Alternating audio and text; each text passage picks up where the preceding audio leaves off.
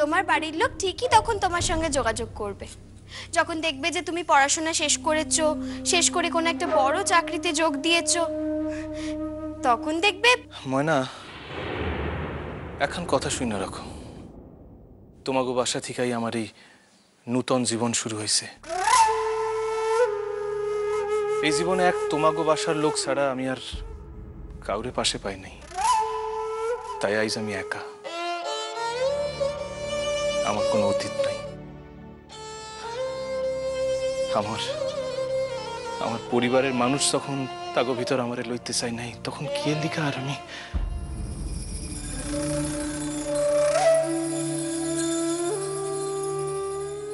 দুঃখ করো না বাচ্চা, তবে বলি কি বাচ্চা, এবার সংসারের দিকে একটু মন দাও। শুধু তো লেখাপড়া করলেই চলবে না কো, আমার মেয়েটার দিকেও তো একটু মন দিতে হবে। মনে বড় আশা লইয়া গেছিল তো, পোলারের সঙ্গে লইয়া বাসা ফিরবো, সে তো আর হইল না। এ আঘাত সামলানো কি সহজ কথা দিবি? তার লিগে পথে পথে ঘুরলে তো আর মন ভালো হইব না। আমরা ছাড়া আমাদের লিগে কেউ নাই, এই কথাটা অন্য কেন যে সে বোঝে না। আরে বাসায় এসা সবার সঙ্গে কথাবার্তা কইলে তো মনটা খানিকটা না, মন আর ভালো হইব না। ডাক্তারবাবু, ডাক্তারবাবু, দেখি কে এলো।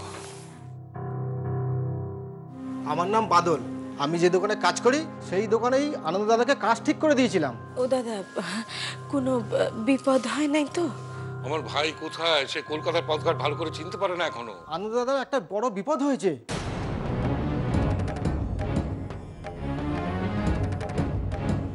তাকে পুলিশে ধরে নিয়ে গেছে। তাকে কেন পুলিশ ধরবে? সে তো কোনো অপরাধ করেনি, সে তো কাজ করতেই গিয়েছিল। আমাদের মালিকই তাকে পুলিশে ধরিয়ে দিয়েছে। আর আমি যাতে তাড়াতাড়ি বাড়ি ফিরে আপনাদের খবর দিতে না পারি সেই জন্য আমাকে কায়দা করে আটকে রেখেছিল বেশিক্ষণ। আমি ছাড়া পেতেই আগে। হায় ভগবান, আর কত! আমি এখন কি করব ভাই বলো তো? ভাই বলে ডাকলেন যখন ডাক্তারবাবু, তখন একটা কথা বলি, আমরা গরিব হতে পারি কিন্তু আমাদেরও একটা ধর্ম আছে। ওই দোকানে আমি আর কাল থেকে কাজ করতে যাব না। আর আনন্দ দাদার উপর এই মিথ্যে বদনামের জন্য আমাকে সাক্ষী দিতে হলেও দেবো, কিন্তু সবার আগে আনন্দ দাদাকে থানা থেকে ছাড়ানোর ব্যবস্থা করুন। কিছু টাকা পয়সার তো খরচা হবে, কিন্তু কোন থানায় আছে আমাকে একবার নিয়ে যেতে পারবেন? এত রাত থেকে কোনো লাভ নেই ডাক্তারবাবু, কাল ভোরে আপনাকে নিয়ে যাব। বেঁচে থাকুন ভাই, ঈশ্বর আপনার মঙ্গল করুন। তুমি আমার ঘরে ভুলিয়া গেল, আমরা তো আর ভুলি নাই। ওনাদেরকে বসাও, আমি আইতাছি। আপনারা আমার মৌখালীর স্কুলেতে? হ, ঠিকই ধরছ, আমরা কমিটির মেম্বার আছিলাম। তোমার কলেজ ঠিকা তোমার বর্তমান বাসার ঠিকানা খান সংগ্রহ করে আইছি। আর তুমি যে অকনো রকেয়া ম্যাডামের বাসায় আসো এ এত জানা আসিল না। আর কই থাকুম স্যার, এই এত বড় ঢাকা শহরে আমগো থাকুন লিখা এক রোকেয়া দিদিমণি ছাড়া। তাই রকেয়া ম্যাডামের খবর কিছু জানো?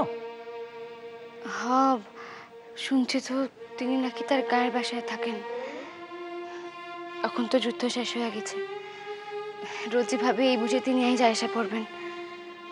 আসেন না, কি জানি এমনি হয়তো একদিন চলে আইবেন।